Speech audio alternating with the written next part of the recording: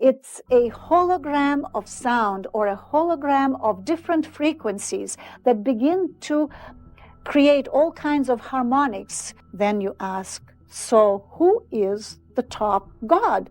Who runs this structure? And suddenly a brilliant light comes down on you, and you're shaking because now you realize you are talking to the ultimate God of the structure. And you begin to ascend, and you go faster and faster. And in fact, you begin to tumble down faster and faster. And then you realize that it's making a U-turn. And at the end, there is something there. And you know that that is it. And you will soon be confronting the God of manifest creation. As you finally look at it, you realize that you are looking at yourself. What you just heard is not just another spiritual speech. It is part of a presentation by Mirtala, wife of Itzhak Bentov, an engineer and inventor who spent his life studying altered states of consciousness and trying to connect inner experience with modern physics. In 1979, American Airlines Flight 191 crashed seconds after takeoff. Among the passengers was Itzhak Bentov. His voice was silenced that day, but Mirtala decided that his ideas would not be. In a previous video, we explored Itzhak Bentov's research on how the body and the nervous system could enter states of resonance capable of altering the perception of time and space. But that was only the first part, the technical part. What remained pending was something much deeper. What Bentov understood when accessing those states. What vision of the universe emerged from those experiences? What he understood about consciousness, about God, and about our role within all of this. And that is what we are going to explore today. Now, as you're revolving, what happens is that slit opens up more and more and more. So you see more and more of that reality, and we assume that we see different realities. But before understanding his vision of the universe, we need to understand who Bentov really was. Itzhak Bentov was an engineer, a biomedical inventor, a brilliant autodidact. He registered innovative medical patents. He designed surgical instruments used in cardiology. His mind was trained to measure, design, calculate. And yet, he began to take an interest in something that could not be dismantled in a laboratory: consciousness. Bentov began to wonder whether altered states were not mere hallucinations, but phenomena measurable from physics. Whether the brain could enter into resonance, whether the body could oscillate like a vibratory system, and whether that resonance allowed access to different levels of perception. Okay, so now, before you were talking about the people who were the mutants, either being in the mental hospitals or being geniuses. Yeah. These are people who have expanded perception, and hence they can see a reality which ordinary people at this stage of evolution are not able to see. Correct. What is the nature of that reality which they're able to see? Well, that is classified as a non-physical reality sometimes. We can take an example, say, let's take a simple example. A family sitting at dinner table, and say there's a kid, maybe 15 years old, 16 years old, and he looks up and suddenly he says to his mother, "Hey, Ma, look at, there's our dead grandmother is standing in the corner." Oh. Mother looks around and says, "No, there's no." And then psychiatrist says, "Oh, young fella, you're in troubles," and then he writes out a little prescription for a little thorazine or electroshock or whatever, and pretty soon, in a matter of 2 weeks, kid is back in shape, very normal. No longer sees the No longer sees anything. Yeah. So the process has been reversed. This is called a psychotic episode, or acute schizophrenic break, or whatever it is. And what you would say is that there's a good chance that that kid is seen. Very good chance that the kid has a spontaneous opening of his senses. So that the evolution has been rushed up or hurried up? Yeah. Now, this actually happens. There are techniques to do this.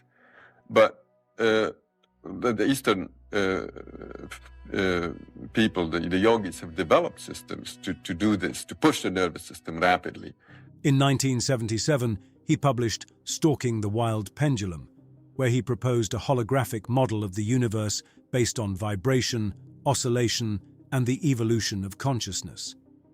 A surprisingly structured model for someone whom many would label a mystic. Years later, a declassified military report titled Analysis and Assessment of Gateway Process, related to research on the expansion of perception, cited his work as part of the theoretical framework analyzed. The document was linked to studies reviewed by the Central Intelligence Agency, and that opens some uncomfortable questions. Some researchers and followers of his work consider the temporal coincidence striking. His appearance in documents linked to these analyses, his public exposure on television presenting his models, and his tragic death shortly afterward in 1979.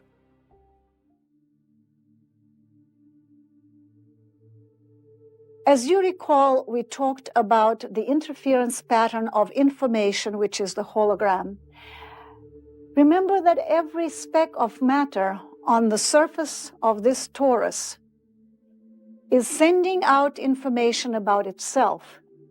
Our galaxy does, and so does a galaxy and many other galaxies which have gone ahead of us. So that the information that is being sent out gets interwoven into one web of information about the entire structure. This is the information that one can tap in those higher states of consciousness and, in fact, enter the knowledge that's available about the entire structure, because we are a part of this hologram, that little sliver that still retains some of that information. And by tuning into the totality of the hologram, we can have the information about every part of it. And that's exactly what Ben did. What Myrtala is presenting here is one of the central pieces of Itzhak Bentov's thought, his vision of the universe as a hologram. In physical terms, a hologram is generated from a plate that contains the complete information of an image.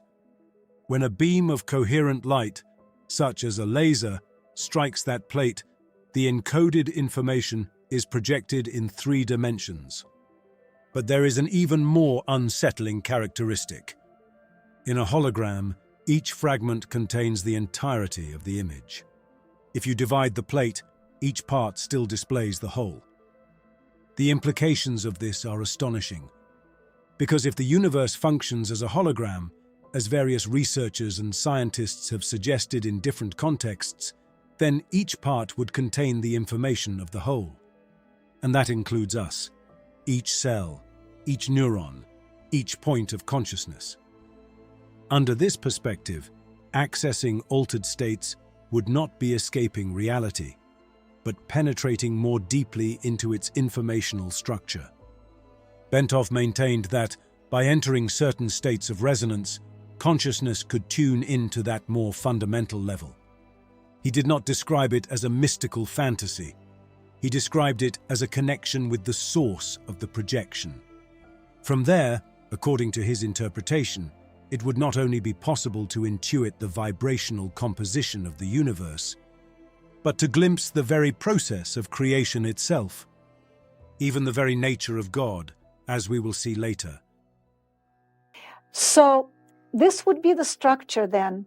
This is the core of the structure, which is called torus, T-O-R-U-S. Now, if we equate matter with consciousness, and as I said before, there is nothing but consciousness, and matter is only a form in which consciousness appears. This would be the core of that torus structure. The white hole through which energy emerges, condenses, becomes matter, goes around, gets pulled back into the black hole.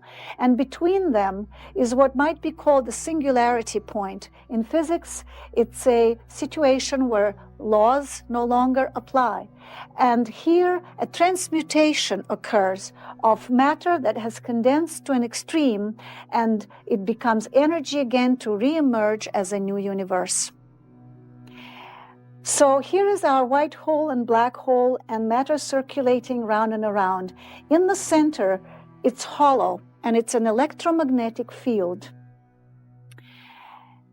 And we could say that this interference pattern of information could be called the universal mind hologram. The torus is a distilling column of consciousness, that this structure actually is refining consciousness, which is equivalent to matter, as matter is recirculated through this black and white hole. In this part of the presentation, Myrtala describes one of Itzhak Bentov's deepest intuitions, the vision of the universe as a dynamic toroid, a field closed in on itself, where at the center two complementary poles would coexist, a black hole and a white hole. For Bentov, this was not merely a symbolic image, it was a functional structure. He began from a very ancient idea, as above, so below. The notion that the macro and the micro reflect one another. Observing the subatomic models available in his time, he interpreted that even in fundamental particles, such as quarks, there appeared dynamics of emission, impulses, jets of energy projected in a particular direction. From his perspective, this dynamic was fractal. What happens at the microscopic scale could be reflected at the cosmic scale, and so he reinterpreted the Big Bang, not as a single isolated event in the past, but as part of a continuous cycle. The great initial explosion would be, in this model, the manifestation of a white hole, the release of information and energy that had previously been absorbed by a black hole.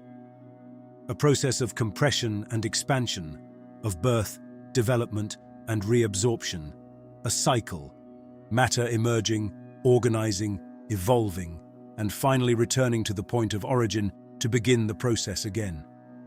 For Bentov, the entire universe would function in this way, like an organism, like a cosmic breath. But there is something even more interesting. All of that cycle would be subject to time, and time, in his interpretation, would not be something absolute, but an internal property of the system, mass in motion within the toroid. In other words, time would be valid within the structure, but outside of it, the rules would change. Bentov spoke of a holographic universal mind, a broader level where this entire cycle would not be sequential, but simultaneous, where past, present, and future would not be separated, but contained within a single totality. From that external perspective, what we experience as a timeline would be only a section of the hologram. And outside that toroid, according to his interpretation, the limitations of time would be annulled. All information would be available, anywhere, at any moment. Accessing that level would not mean traveling physically. It would mean shifting the perceptual frame. And that, precisely, is what Bentov believed he had experienced. A momentary connection with that level where the entire cycle can be observed as a whole. So now we will look at Ben's personal experience through those higher levels of creation. On that journey into the expanded states of consciousness, it's like a guided tour. You can ask questions and you get answers, and once you understand and you say, okay, I got it, the slide changes, the page is turned, and you're shown new things. In the vastness of the dark void, a certain part becomes activated. This is where action will take place. And a light describes a certain territory. He called it proto-matter. This is a matrix which will be eventually filled with matter, like the Chinese checkers, which get filled with those little marbles. And this field begins to polarize. As we saw before, the field, the ultimate field of the absolute, which the void is reconciling the opposites. So the opposites of the plus and minus are together. So they begin to separate, and it's like unscrambling scrambled eggs. And the tension is enormous because they don't really want to be separated and they want to come back together again. But this is what creates the dynamics of manifest creation, because you need the polarization in order for action to occur. What Bentov began to understand in those expanded states was not just a symbolic vision.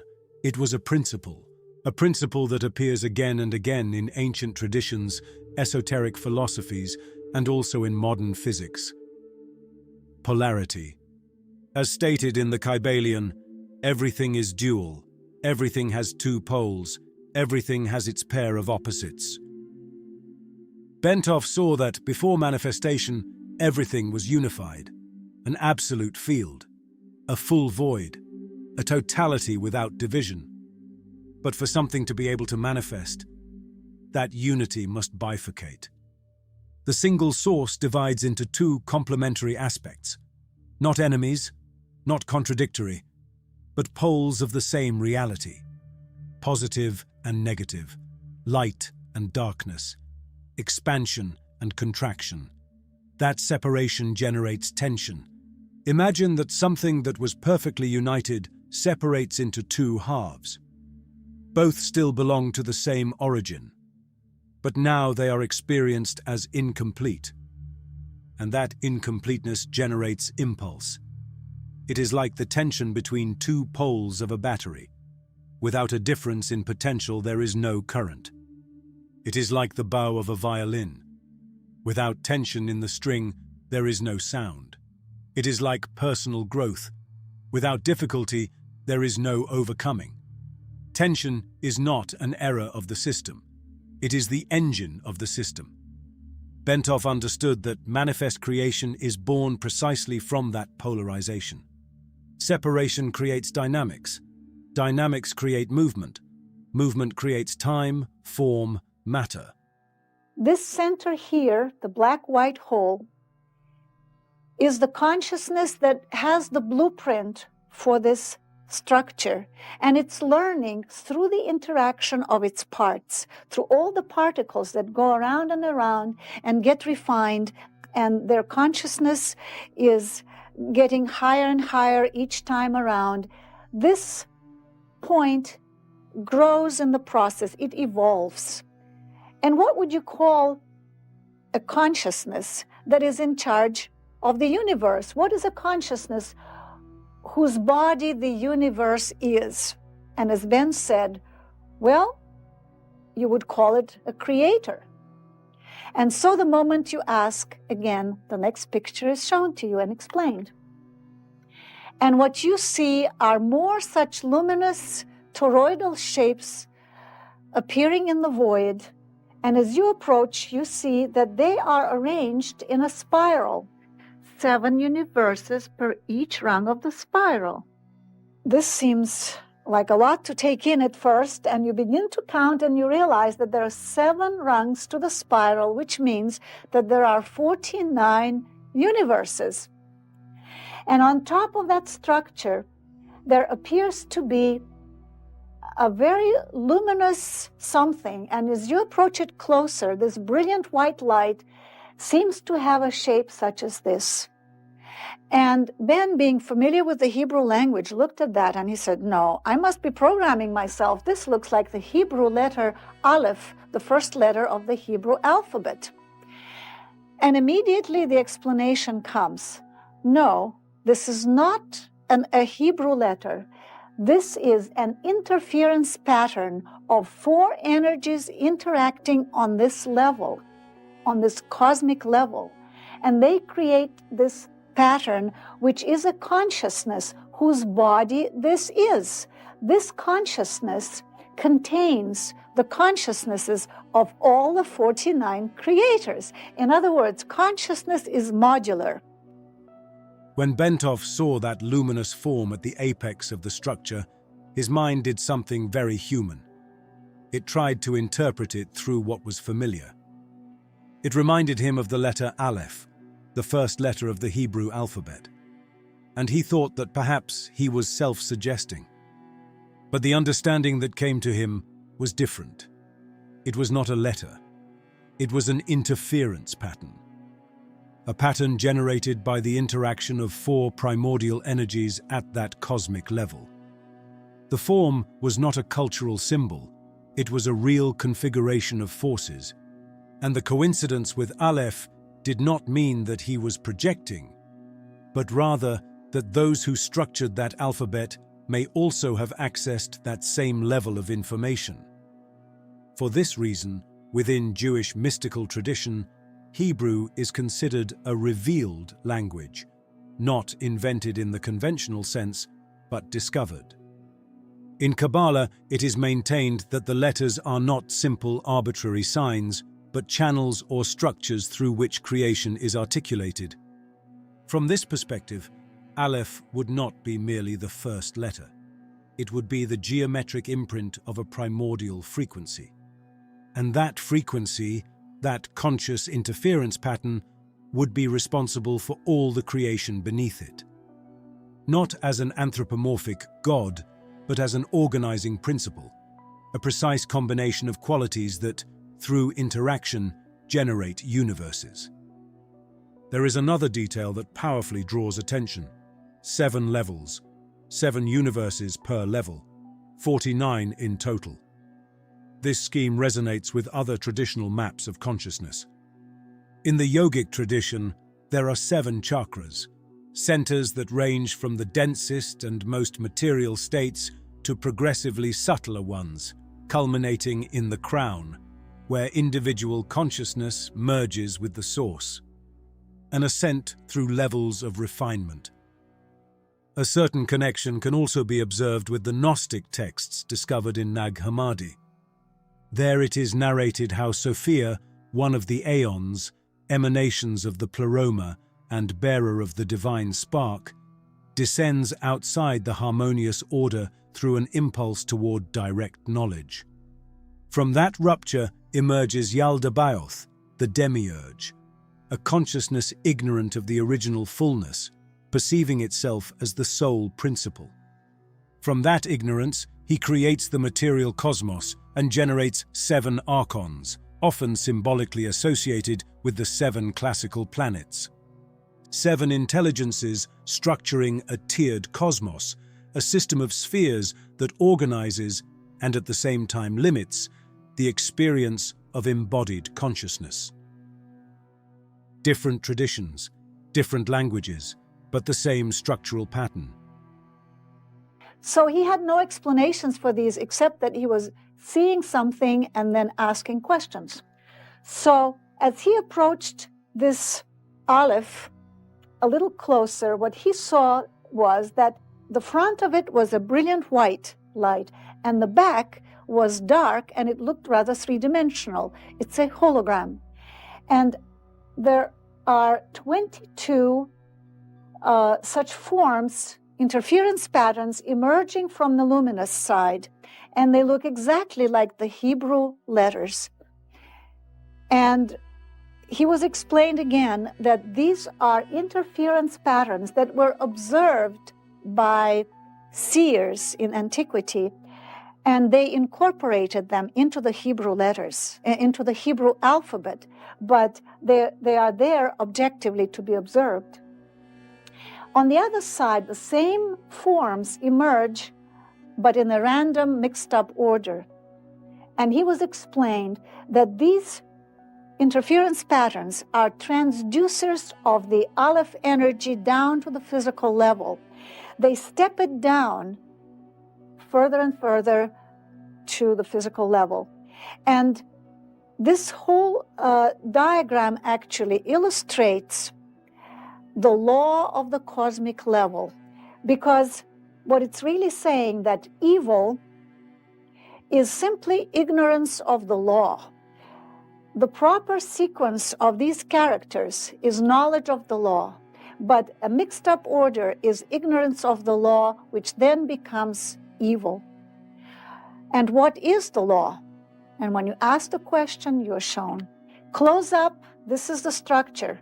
the Aleph breaks itself down into 3 centers, 3 chakras, each one having these interference patterns in them, which look like Hebrew letters, and each Hebrew letter has an equivalent numerical value, so that everything is actually modular and structured. When Ben looked at that, he realized that the white light of the Aleph, representing wisdom, is a combination of all these colors. And these are actually frequencies active on that level, which create these holograms. Now, the law that we talked about before, the cosmic law operative on this level, is interpreted in a very ingenious way. These characters, which then became the Hebrew language, can be read in different directions and mean opposite things. If you read from left to right, it reads Heilech, which means go, or it's a green light. In other words, you can act safely if you act from love towards will. But if you act from will to love, self-will, before you know love, then it reads klaya. And in Hebrew, it means destruction or extinction. So that is the cosmic law. The cosmic law is love, and the ignorance of the cosmic law then causes destruction. These patterns, these forms we know as Hebrew letters, act as transducers, gradually modulating primordial energy until it can manifest in the physical world. Pure energy cannot become matter without structure and translation. Order represents knowledge of the law. Disorder represents ignorance. And this ignorance is what is called evil here, not as an external force, but as a misalignment with the architecture of reality. When the sequence is maintained, there is coherence. When it is broken, friction appears, and friction produces destruction. At the core of the structure represented by the Alef, there are 3 centers: love, will, and creation.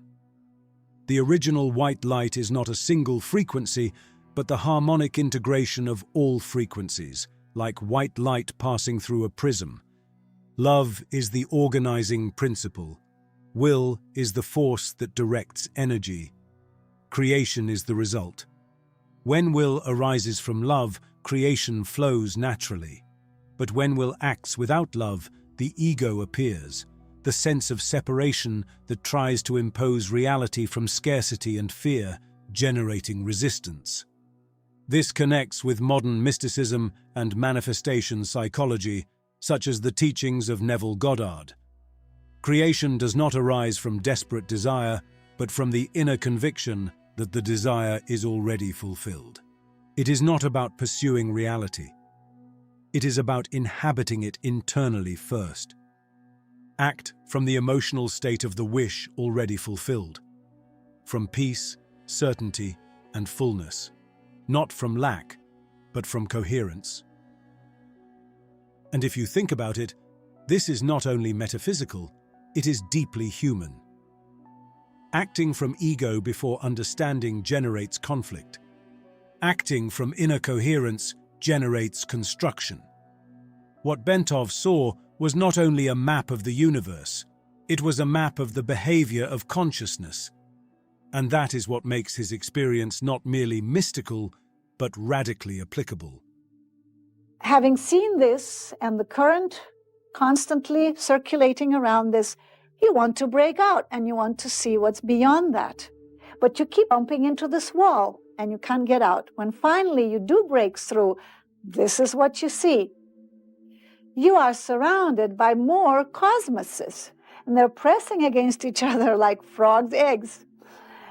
And you're caught in this structure. It looks like a biological structure. Once you break out of that soup of cosmoses, you discover that they are contained in turn in a yet larger sphere, so that one structure is within another. You see that this is a growing, almost biological structure.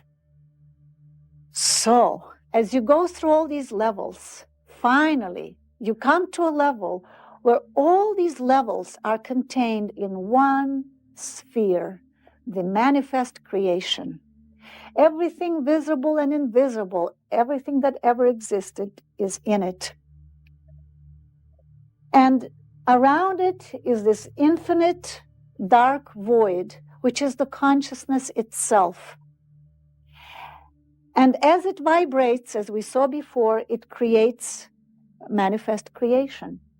As you look at this manifest creation, you realize that there must be a consciousness that runs this, the ultimate consciousness. So then you ask, so who is the top God? Who runs this structure? And the moment you ask, you find yourself in the infinite void, and suddenly a brilliant light comes down on you, so brilliant that you're blinded and you're shaking, because now you realize you are talking to the ultimate God of the structure. So what do? You peek under and you realize that this is a tunnel of light. So you enter that and you begin to ascend, and you go faster and faster. And in fact, you begin to tumble down faster and faster. And then you realize that it's making a U-turn. And at the end, there is something there. And you know that that is it. And you will soon be confronting the God of manifest creation. As you finally look at it, you realize that you are looking at yourself, a carbon copy of yourself. But that self sits there paying no attention to you, and you're lost. You don't know what to say to yourself. How's the weather up there? What do you say to yourself? So you revert to your old tested trick. You merge with yourself so that by merging, you can know yourself and you can find out what it's all about. So you turn around and you slowly back into yourself like into a tight garage. And when you finally do, what happens is that there is a tremendous bang and you become the void. Because you are the consciousness, which is the void. And that part of you that had never left has always been the void. And that observer that was watching through your eyes and guiding you through this obstacle course to go back to yourself, your higher self, was the observer that had never left and was watching you creating this whole phantasmagoria for yourself. We each create our own. And it's just a trip back home to reunite with your own self. And so we could say that we are the creators, the producers, and the consumers of our own reality, because we are the consciousness itself. And then the journey reaches its culminating point. After passing through structures within structures, cosmos contained within other cosmos, spheres expanding like living cells, universes spinning like biological spirals, there comes a moment when there are no more levels to traverse.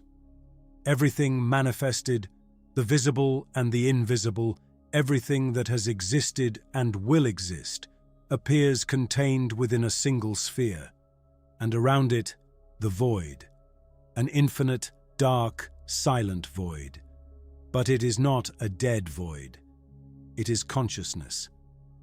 That darkness vibrates, and in vibrating, it generates light.